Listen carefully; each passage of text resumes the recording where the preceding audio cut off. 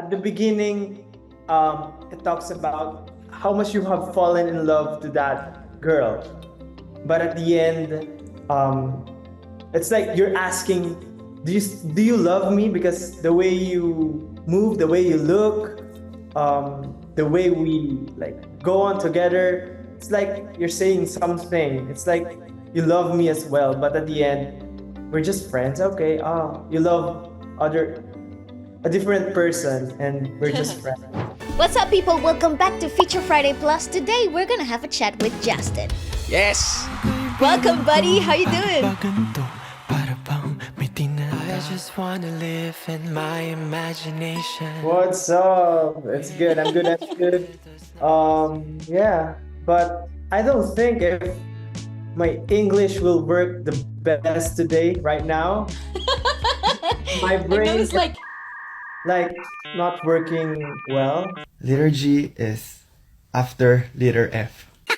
So yeah, good luck It's with alright, take your time. You got all the time in the world. I do know that it's like midnight for you, but again, take a chill pill. It's super quick. Oh, sure. Okay. I mean, I do know 5 words in Tagalog. Oh. Hanggang sa huli and pangarap ko ang ibigin ka. Oh, and sisiu. I know that one. That's Those it. are songs and like lyrics. Correct, and that's the extent of our Tagalog. That's it. We were just talking off camera, and obviously your latest project has just been released. Would you mind telling us the process behind it? We obviously saw your debut as a soloist with Surreal. Absolutely stunning visuals, by the way. Very impressed, and I think we were very impressed in your evolution artistically since the beginning of SB19 onto what you've become now. So would you mind taking us through the journey? And the making of your latest release. Correct. All right. So actually, when we make kaibigan actually means friend. Friend. Yeah. Yeah. So you learned another Tagalog. The process of producing the music is quite similar with Surreal because I worked with the same people, with Pablo and his company, Rad Kids. So yeah, basically it's the same as Surreal. I wrote the song and all that, but Pablo helped me complete it and add life to it, make it more beautiful. So yeah, but for me, my journey as a person, as a performer, it all started for SB19 because my childhood, I don't have much like musical background. When I was a kid. So actually, I dreamed of becoming an actor. I don't dream to become a performer. So it's quite surprising for me that where I am right now.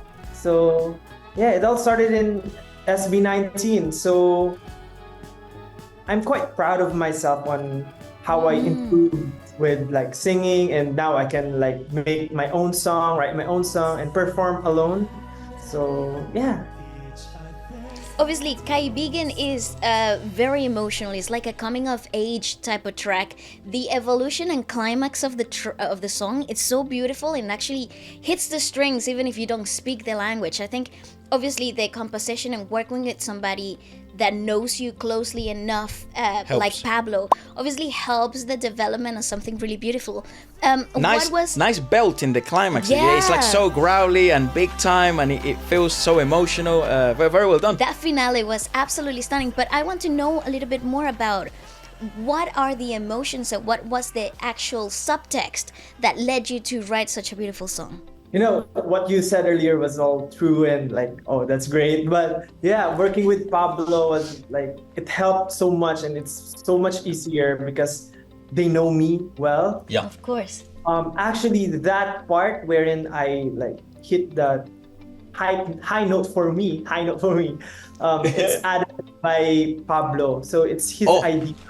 It's not in my, like when I first wrote the song, there's no high note on it, but Pablo added it added so much emotion and feelings to the song. But basically the feelings that I wanted to convey with that song is, although it sounded like a happy song on the first part, it's basically a sad song because the story Right, is, exactly. at the beginning, it talks about how much you have fallen in love to that girl, but at the end, um, it's like you're asking, do you love me? Because the way you move, the way you look, the way we like go on together, it's like you're saying something. It's like you love me as well, but at the end, we're just friends. Okay, you love other a different person, and we're just friends. So, yeah, basically that. It's a very sad song then. Yeah, and I think it's a really well composed track in terms of like it takes you through a lot of emotions throughout the whole length of the song. And weirdly enough, towards the end, it seems, due to the chord progression and the outro, it seems as if it's also the coming of at peace with the idea that perhaps this isn't going to be romantic. That the two of you are going in separate ways, and it's okay. Like you're okay with it at the end. Yeah. Actually, the lyrics at the latter part of the song, it's more of the acceptance of like, you're a good friend. We're still friends. Okay, I'll support you even though it hurts so much. I'm happy for you. It's something like that. Yeah. That's beautiful. Okay, so this is interesting, This is Justin. good. So, no, you said not much of a musical background at a young age. What has led you down this path? What was that journey like then? Oh. I don't know. No, I think because when I was a kid, the school activities, things like that, there's like you have to perform, you have to dance, sing, whatnot, like every event in schools. So that's the only musical background that I have. Even in our family, there's no one who like perform or whatnot. But when I was in college, I was like too bored, I guess. It's like I wanted to do something. Ever since I was a kid, all I did was like go to school, go home, and play with my friends and play computer games like that. Until college, it's all I do. It's like study and go home, study and go home. So one of the aspects that inspired me, to be honest, is the hype of the K-pop, Hallyu here in the Philippines during that time in college days. So a lot of my classmates were like K-pop fans. So they got influenced me, and when I see videos of like K-pop artists, and like they're so good. They are very disciplined on their craft, and then that's when I quite go back to my childhood, and then I remember I used to dance as well, like Michael Jackson, Neo. I used to like dance it with my friends and sing those songs. It's like, okay, maybe I can start up with like dancing. So I auditioned in a school dance company, but I didn't went to, so I didn't go through. Then I met Josh, and then that's it. So How did you guys meet? What is the connection between you and Josh?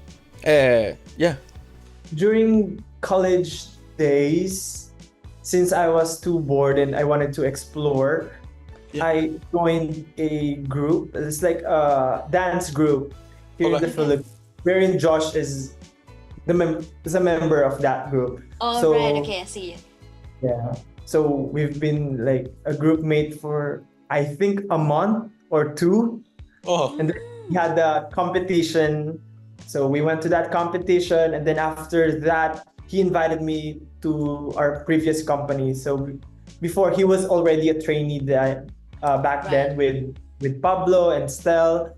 So he asked me if like, do you wanted to join our company? I said, oh, for sure, I'll try it. So he invited me to join a dance class. It's like a dance class in their company. And then when I joined there, our teacher asked me if I could like commit to be a trainee in that company. So I said yes, but I have school, so I cannot like go there like 5 times a week. It depends on my schedule. So yeah, that's how it happened. So how And did I you met balance Vanessa. that?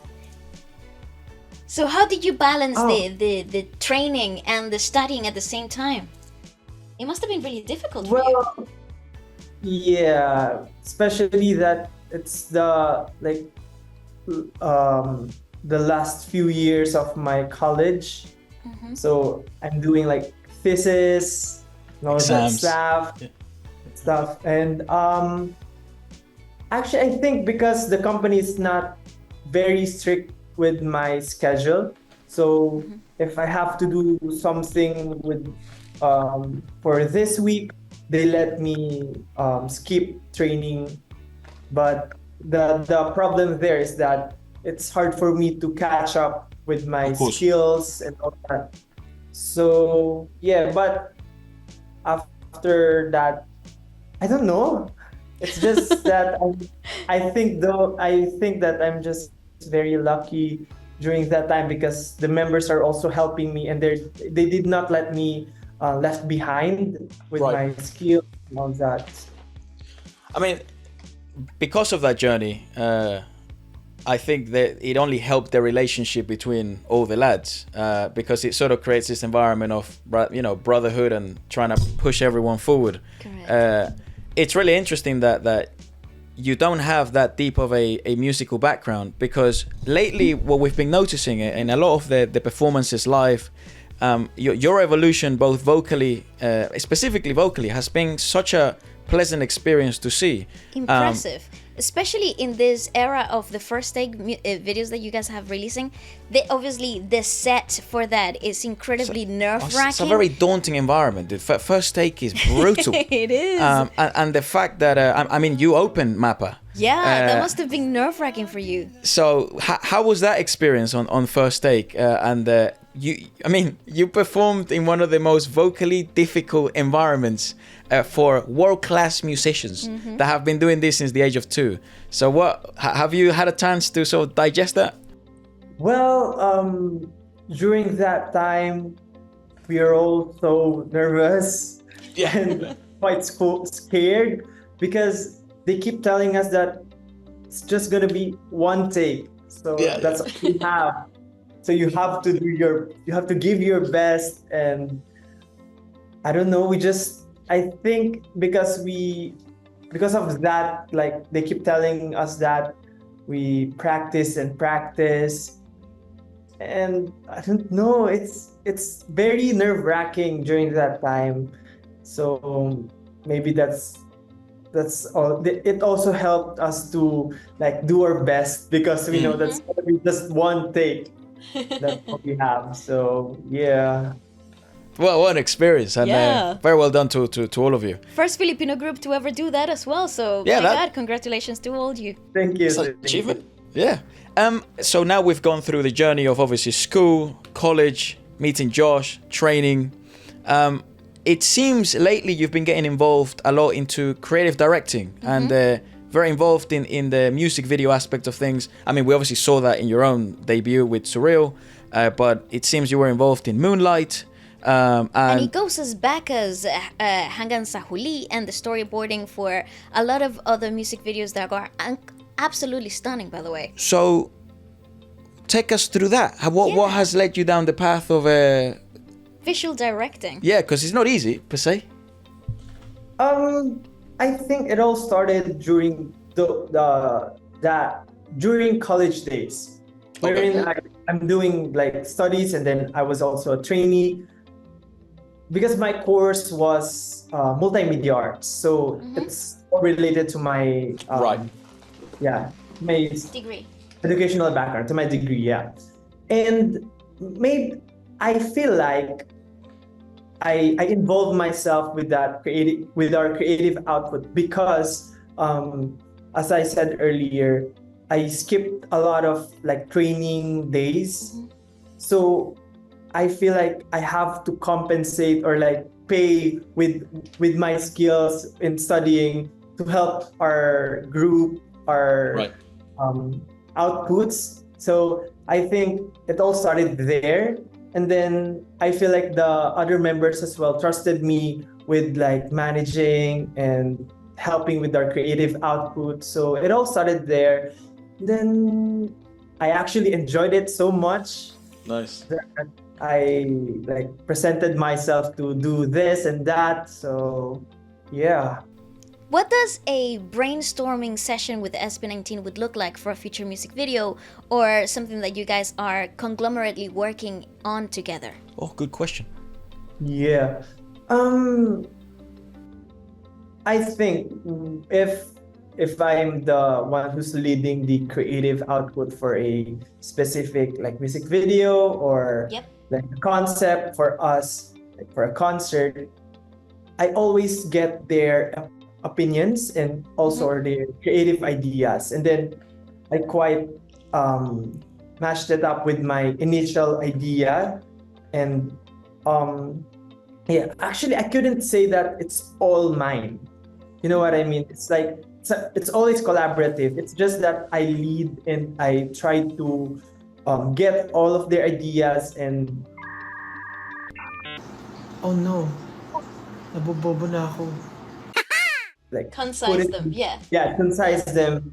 So yeah, but before it's always that actually even now we give time like a day to talk about what we wanted to do in this specific like music video or like a concert or a whole branding of whatnot. But for Moonlight, it's actually, to be honest, the Moonlight music video is very tight.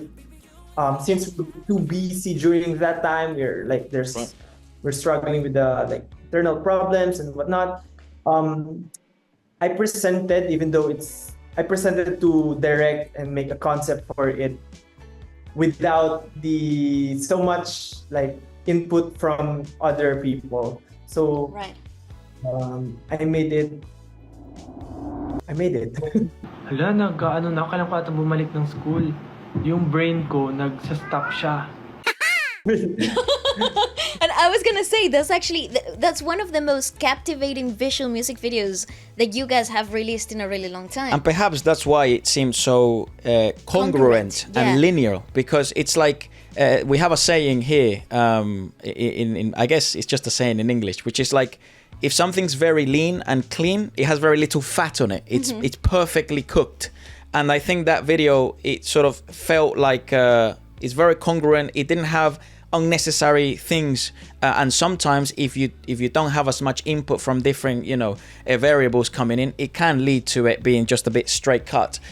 Weirdly enough, if you wouldn't have told me that it was a bit tight on time or whatever, it literally never felt like that. So very well done. Obviously, the visual aspect of it felt quite dystopian. You had a lot of like surrealism going through the whole of Moonlight. What was the true inspiration behind that? What drove that initiative? The concept of Moonlight actually started with my frustration of because when we went to what place was it? It's like an international part of our international tour, and then I saw this eyewear in Gentle Monster. Okay. Yes. That is like, oh, I really like this eyewear. And then when I asked, it's already sold out.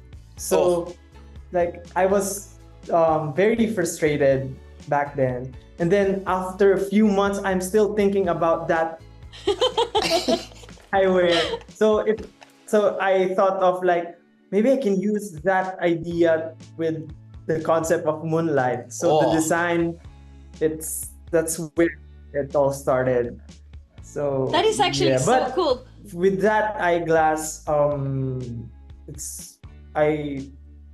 my god, my mind is not working.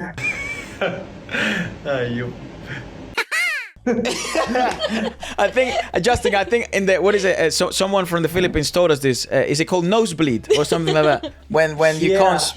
Yeah. When your English is like expiring. You're doing a fabulous job. Take your time. It's fine. But what I wanted to say about Moonlight is that it's just the concept, but the choreography has also a very big like role to the feelings and the whole output of the music video. And that choreography is made by our choreographer. Yeah. And he also had like a very, very short time to do that dance. Wow. So yeah, I just told him that I don't want it to be like the usual SB19. It should be very unusual, very weird, and yeah. So he just made it like I think a day or two. Whoa. Yeah, and then we have to rehearse for like a day as well. So yeah, a big a round of applause. Yeah, for sure. Same choreographer as Liham. The live version of Liham. I think we saw in a video that same choreographer, right? His name, if you don't mind me. His name is Jay. That's it, Jay. Yeah, absolute genius. You guys, obviously, he's working with outstanding talent to pick up on that choreo and be in studio filming literally the next day. That is ridiculous. Obviously, it puts into perspective the extraneous variables that the rest of the world would never know about, that are part of the daily struggle of being an artist like you guys. What do you think is a key element to maintain that mental discipline when there's so many pressures around you? Oh.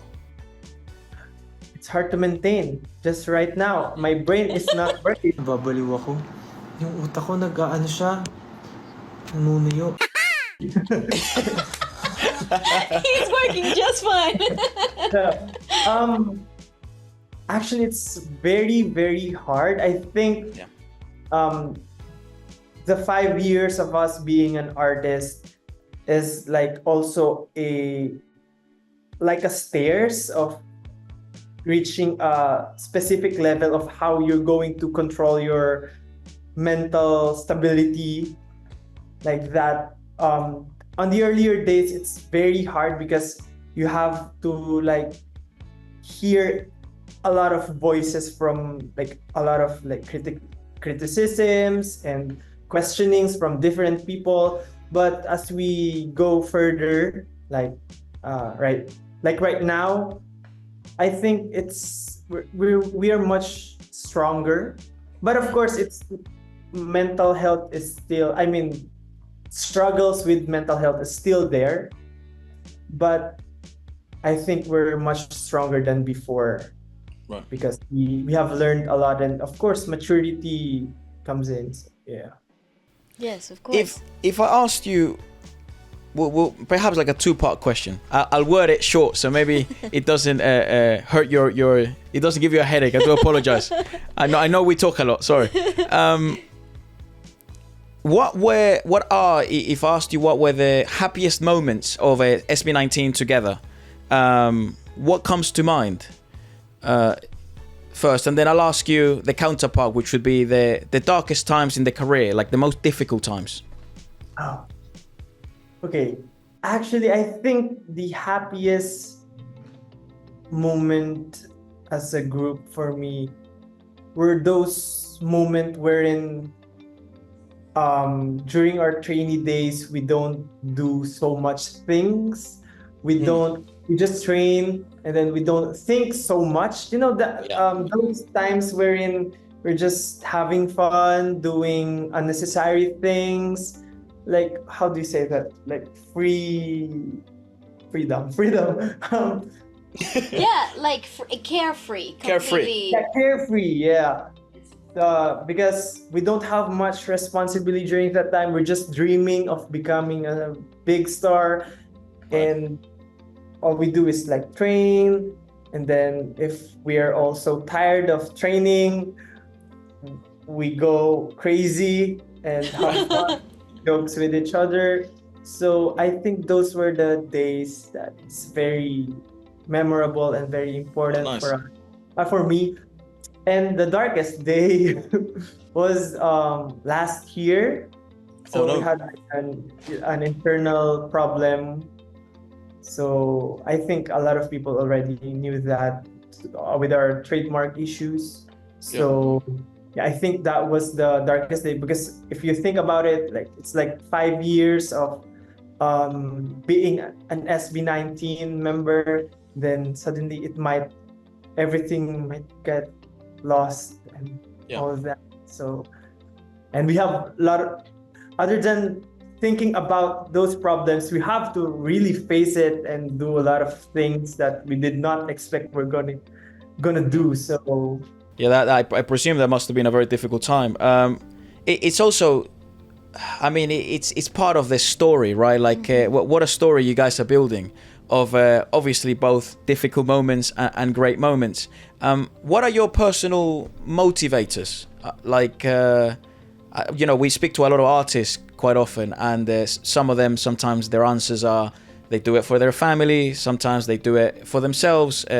Genuinely, the cheers, the crowds, the fans, that means a lot to them. Other times it's a bit simpler, like for example what you just mentioned in your happiest memories. It's the simpler days. So I'm interested in knowing what sort of keeps you going, because things will get a lot better and more success will come, but you also know that sometimes things will get harder. So what's your grounding, the things that keep you fighting? Other than money, Musta yung pera ko? Pero at least masaya ako.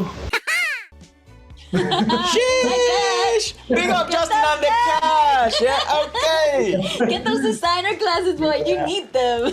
yeah, other than that, I think it's just my dream of like, I think basically it's one of it is like my dream of doing things. So for example, like the music videos, to be honest, like releasing a song is not something that I really like, but I know that it's a way for me to make a music video. I wanted to produce music video than making a music. So it's like, you know what I mean? It's like I wanted to do something, but in order to do that, I do a lot of things, like make a song, be an SB19. So that, and then the output of doing those things, my dream of making a short film, music video, directing things, conceptualizing, those were my dreams that I wanted to do. So I think that is one of what keeps me going. And then of course, the fans, because of them, they help me gather strength, confidence with my output and all that. I also enjoyed like their reactions, their how they understand and give their own understanding on what I do. So that's what keeps me going. And it's like, oh, because of that, okay, I wanted to do something more. I wanted to make another different one. Maybe that it's like making a game. Right. Yes, yes. Okay, so we're definitely gonna see a direction of filmmaking, maybe something that you're more involved in the visualization of something like that. You did mention a short film. Is that something that you will be interested on building on into the future, maybe after you're done with making music? Perhaps like an EP, right? Yeah, or like a visual experience? Yeah, actually, that's like my very big dream to direct film. I wanted to make a story and turns it into a like full-length movie, a film, or even a short film.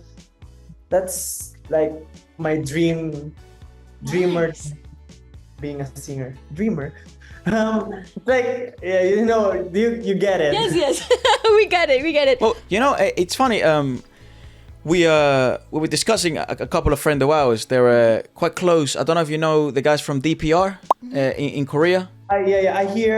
I saw some of his music videos. It's like crazy. It's so good. Yeah. Well, Kristen Yu actually started as a visual director for a lot of the big labels in Korea, and obviously seeing the relation between what your vision is and where you want to go, I definitely would see some of correlating. And he has similar philosophies to you, where music is his medium to create visual arts. Correct. So that's what it reminded me of when you were saying it. Oh, I didn't know that, but Yeah. oh, I see. So it's quite like I'm good with my path right now. So- Correct. That's for sure. Oh, I mean, and you'll be surprised, man. I mean, doors are gonna open, and they're gonna Correct. continue to open, and opportunities will continue to rise. I mean, you mentioned that at the beginning, your original dream was to become an actor. Exactly. Would we be seeing some of that happening maybe in the short time? Will you be acting? Is that something that you're focused into? Actually, I wanted to, so hopefully, or maybe you can see it sooner or later. But yeah, if there's an opportunity for me to like act, I always like I'm always ready to accept it. Yeah. Nice. Pretty nice. cool. Pretty cool. Well, I mean, through the music videos, you are sort of building your repertoire of acting and character building, storyboarding. But yeah, I wish you all the best in that aspect of seeing you also perhaps act and make the song the soundtrack of the movie that you're acting. Why not? Yeah. I actually love to do that. Yeah, like- that would be cool. We will be so ready to watch that as well. It's gonna be like so funny because like directed by Justin, just cast Justin, and then soundtrack by Justin. It's like everyone. It's just big credits, Justin. And all the money, Justin. Yeah.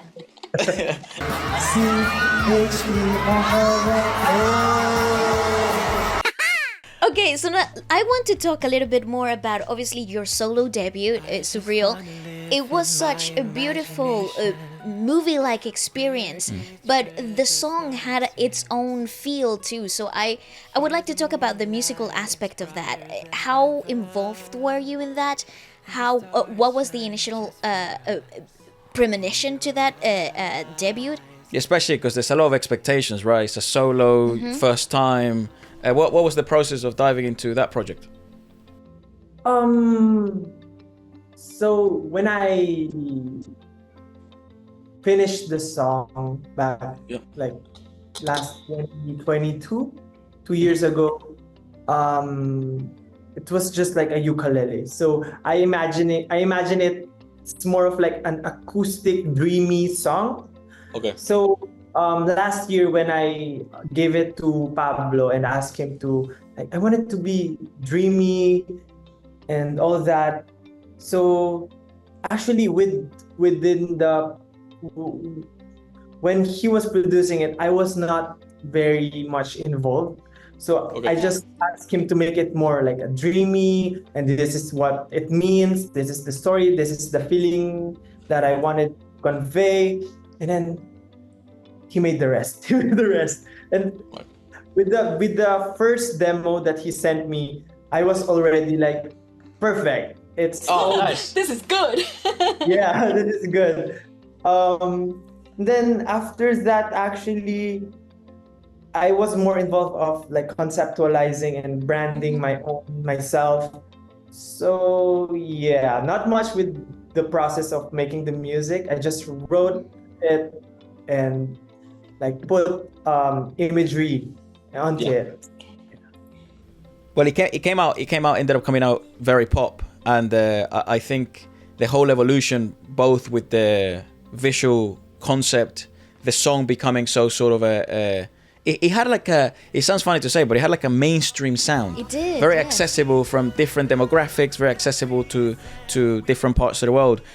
So I guess in that sense, that can only be positive. But you did feel like it was a good representation of you as a debut, because you're saying most people never even think about of I'm actually branding myself Correct. for the first time to the public, which is weird because you're not a brand, you're a human being. That's you know, right. so it's But like, it's like you're presenting yourself. Correct. It's like you're coming out to the world with your own perspectives, with your own visual concepts. Yeah. What did it feel like to perform these songs for the first time to a live crowd? Oh, actually, as always, I was very nervous whenever I perform. But thinking about it, that I'm going to perform it alone and it's gonna be my debut, it's my own song. There's so much pressure that I make for myself. Not with that, with the people around me. I know that they support me and they cheer on me, they give me confidence, but the enemy is myself. So I was just like too nervous during that time. But so during the earlier days of my debut, there's a lot of like mistakes of me like performing it, the struggles and all that. I think it's because I am very nervous and overthinking about my performance, and Right. like it's new for me. Even though it's my own song, it's still new for me. So yeah, but nowadays it's like I can sing it while sleeping like that. yeah, I bet. So now would you say that there has been an evolution? Do you feel more confident with this new track? You said that you were basking earlier a little bit off camera. How were you feeling with that experience now? Has it changed? Dude, Justin, hold on. I can't believe it's been 2 years since your debut, man. As a soloist. I know I debuted like earlier this year, but I finished the song like 2 years ago. 2 years ago. Oh right. my I was God. gonna say. I was like, no way, 2 years apart. This is crazy.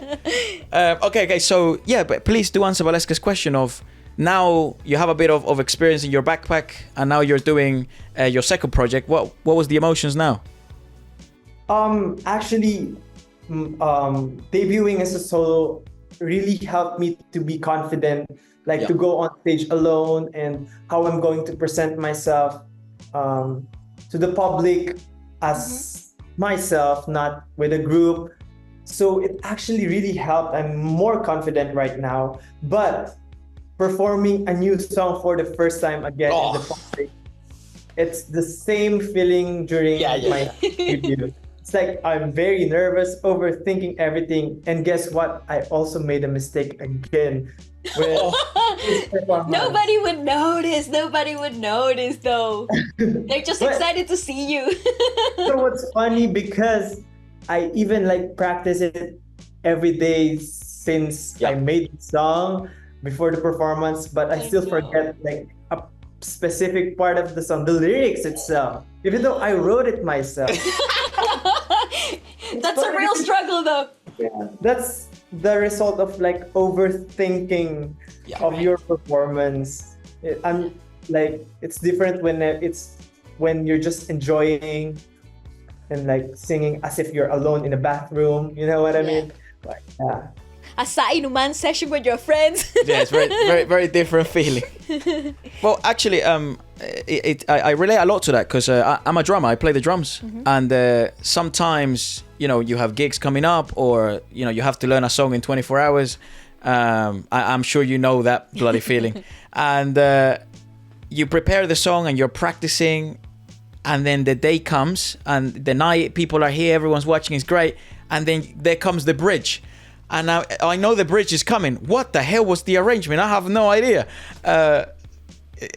You're like, dude, I swear I practiced this, but I think you nailed it. It's more like a you versus you sort of thing, I want to know though now, in specific. Obviously, we're talking about the struggles of sometimes putting too much pressure on yourself. But what have been some of the performances, maybe by yourself or with SB19, where you have completely let go, where you feel super free and comfortable? Have you ever experienced that, or is that something that you're working towards? Yeah, I think it happened to me like with my recent performances, that I was just very comfortable with performing. I think one is, oh my God, when was it? I cannot remember what event, but recently, like my few events after the promo days, my promotional days of Surreal, I was quite very confident, and I just enjoy performing, even though it's like I have minor mistakes. I don't think about it too much. It's performing is more important. The audience is enjoying and singing along with you. I think one is during our concert, our Pagtatag finale concert, with our solo songs. Usually I am very nervous, but during that time I just enjoyed it and be carefree. Yeah. Nice. Well, dude, talking about carefree, your fans sent us a bunch of videos of you in, I think it was the Pure Gold Festival performance.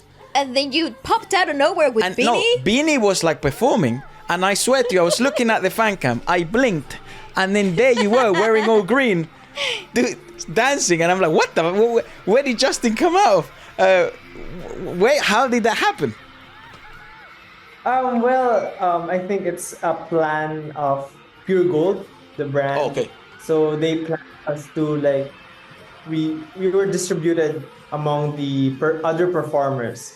So I was the offering to perform with Beanie.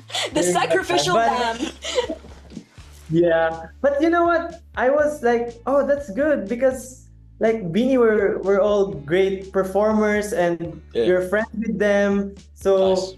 Like it's gonna be fun. And I actually already do the TikTok of that dance before.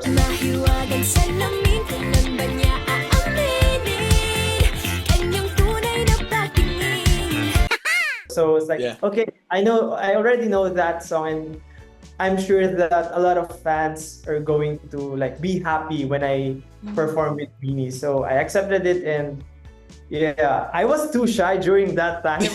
No, you were fab. Yeah, but yeah, whatever. It's fun. They're enjoying. So yeah, dude, it's definitely a fan favorite moment. I kid you not. Well, very interesting to have a chat with you, Justin. And I have to say, like, thank you so much for being so open, and it's so not only interesting, but I think so valuable to hear your thoughts and see how your brain works. I hope that you only continue to experience more success. I promise next time we do this, I'll learn 10 Tagalog words. You should. Oh no, I have a phrase. I have a phrase. Keyboard ka ba? Why? Kasi type kita. Oh. Hey, hold on a second. Dude, that was a pickup line that, who taught me that? Sab or Jeremy G, one of them. They taught me that when they came here to London to perform a 1MX. And that's my pickup line, dude. They check his story, telling everything. But that was good. Thank you. Well, one of the things I'd love for you boys to experience is, I mean, obviously you now have a world tour in your back pocket. Pagtatag was an immense success from what I hear. It would be amazing to see you guys come over to Europe. Do a little tour here in London. You'll be surprised how popular you guys here. Sometimes we walk into the shops here called like H&M and like Marks and Spencer's. They're like shopping, very popular shopping shops here in London. And sometimes we walk in and there's SB19 playing. You're like, what? You're like, like Moonlight. Moonlight's very popular here in London. Yeah. Oh, really?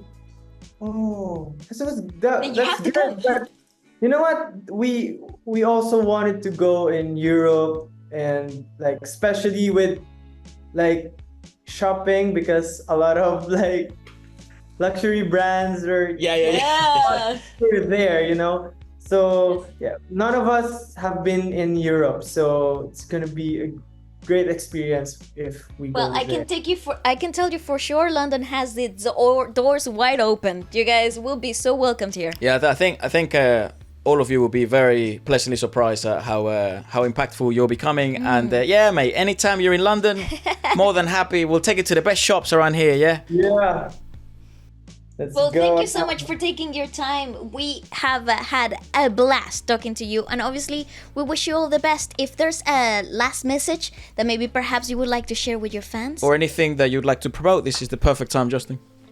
Yes, but first of all, I would like to give thanks to you both, Waleska and Efra. Thank you so much for having me to your show. And yeah, thank you so much to everyone who helped me and everyone who's behind my outputs, my song and my music videos. Thank you so much. Of course, the fans, 18, Corns, thank you so much for supporting and the love that you give to me. Thank you so much. And everyone who's watching right now, I hope you can listen to my song Surreal and Kaibigan. You can listen to it to all streaming platforms. And of course, don't forget to watch the music video as well. Yeah. Absolutely. Very cool. Thank you so much, ladies and gentlemen. Justin.